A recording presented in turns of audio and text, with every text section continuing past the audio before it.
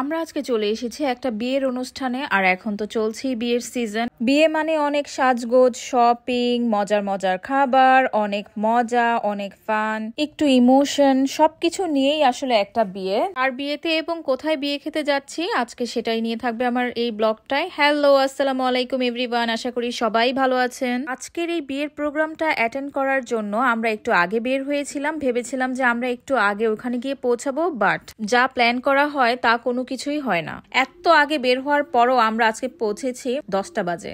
কাকরাইল মোড়টা পার করার একটু সামনে থেকেই জ্যামটা শুরু যে হয়, এই জ্যামে পার হতেই অনেকটা সময় আমাদের চলে যায় এখানে। তখনও আমরা ভাবিনি আমরা যে এত বড় একটা মহা বিপদে পড়ে যাব, এত জ্যাম পড়বে। কারণ আমরা অনেক কষ্ট করে ওখান থেকে বেলি রোডটা পার করে আমরা যখন ফ্লাইওভারে উঠি, রাস্তা ফাঁকা আছে, হয়তো বেশি সময় লাগবে না আমাদের, আমরা খুব তাড়াতাড়ি পৌঁছে যাব এটাই ভেবেছিলাম আমরা। বাট আমাদের ভাবনাটা পুরাই ভুল। ফ্লাইওভার থেকে নেমে আমরা তেজগাঁ এবং বিজয় সরণির খুব বাজে একটা জ্যামে আটকা পড়ে যাই। জ্যামের কারণে আপনাদের ভাইয়ার মেজাজটা একটু খারাপ হয়ে যায়। মেজাজটা খুব বেশি খারাপ হয় যখন সেন্টারের কাছে এসে 30-35 মিনিট এখানেই আমাদের জ্যামে পোহাতে হয়। যাই হোক, আমরা ফাইনালি সেন্টারে পৌঁছে যাই। আর আজকে বেসিক্যালি বিয়েটা ছিল আমার আব্বুর ফ্রেন্ডের মেয়ের, যার জন্য আমার আব্বুর সব ফ্রেন্ডদের সাথে মোটামুটি দেখা হলেও আমার ফ্রেন্ডদের সাথে আমার ওরকম ভাবে দেখা হয়নি, কারণ আমরা পৌঁছেছি 10টা বাজে। তো এখন সেন্টারটা ঘুরে ঘুরে দেখছিলাম। আঙ্কেল আমাদেরকে বললো খেতে বসে যেতে, কারণ অলরেডি লেট, তাই আমরা আর দেরি না করে খাবার খেতে বসে যাই। আর এই তো আপনাদের ভাইয়া সবাইকে বোরহানি সার্ভ করে দিচ্ছিল।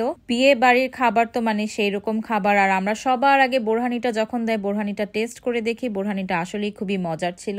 একে একে করে আমাদেরকে সব খাবারই সার্ভ করে দেয়। খাবারের মেনুতে ছিল কাবাব, কাচ্চি বিরিয়ানি, রোস্ট, বোরহানি, জর্দা। আমি জর্দার ওরকম স্ন্যাপ নিতে পারিনি, আমরা যে কাচ্চি খাচ্ছিলাম সেটারই একটু জাস্ট স্ন্যাপ নেওয়া হয়েছিল। আমি আপনাদের ভাইয়াকে জিজ্ঞেস করছিলাম বিরিয়ানিটা কেমন হয়েছে, কারণ ও খাবারটা একটু আগে স্টার্ট করে দেয়। খাবার শেষের পরে আমরা একটু হাঁটাহাঁটি করছিলাম, একটু ছবি তুলছিলাম, একটু স্ন্যাপ নিচ্ছিলাম। আর ওইদিকে আমার আব্বু তার ফ্রেন্ডদের সাথে কথা বলায় খুবই মগ্ন ছিল।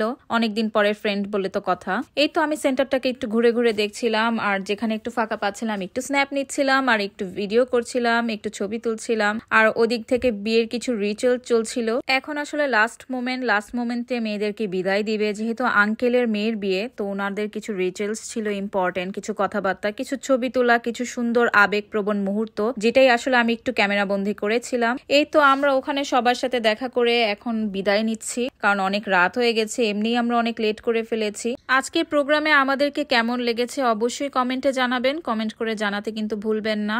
লাস্টে যাওয়ার আগেও আমি আবার একটা স্ন্যাপ নিয়ে নিই। টাওয়ার হলের পার্কিং এ মারাত্মক লেভেলের জ্যাম। বাহির থেকে যেরকম ভিতরে ঢুকতে একটা অসুবিধা, ভিতর থেকে বের হতেও ঠিক তেমনই একটা অসুবিধা। তারপরেও আমরা ভিক্টোরি সাইন দিলাম, কারণ এই জ্যামকে উপেক্ষা করে আমরা অনুষ্ঠান খেয়ে আবার বাড়ি ফিরে যাচ্ছি।